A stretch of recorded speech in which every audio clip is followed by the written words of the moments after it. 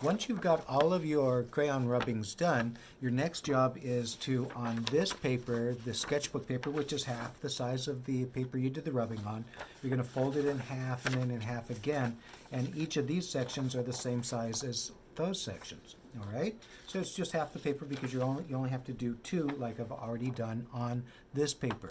I could turn it over and show you, but I'm just going to go ahead and reproduce this on this paper now, not with crayon, but with my drawing pencils.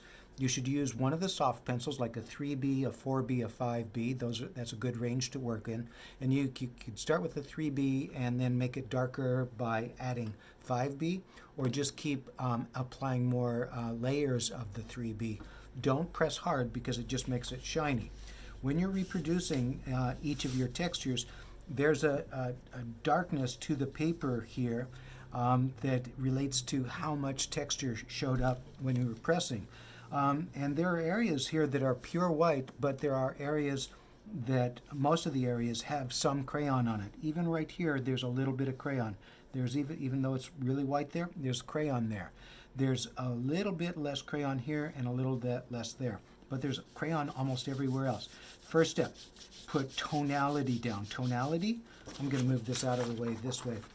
Tonality is when you or tone is when you use your pencil on its side again, like this, not on its tip, and you're going to apply graphite onto the paper from the tip to the wood in most cases for tone.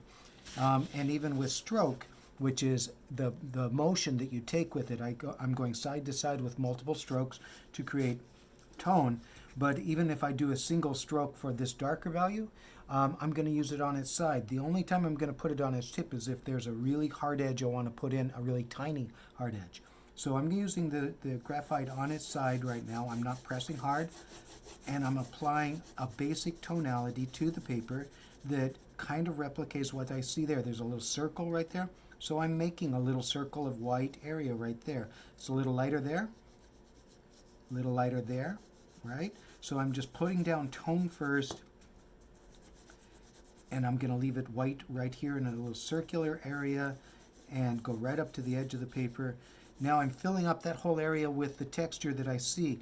There are darker marks here, so now I'm going to try to replicate those darker marks with more tone with my strokes. I'm creating strokes that are darker, a little more pressure, but more layers, and trying to mimic it, imitate it as well as I can. I'm leaving a little lighter area between that mark and the next mark I'm making, and I'm not making this mark as dark with less pressure, and I can pull it thinner to make that thinner mark with my pencil this way. I can also push with my pencil and create the marks even more believably. So it's how you use your pencil that helps you to create the illusion of those textures, the believability. You want to darken up areas with tone, and then you make smaller marks with your pencil.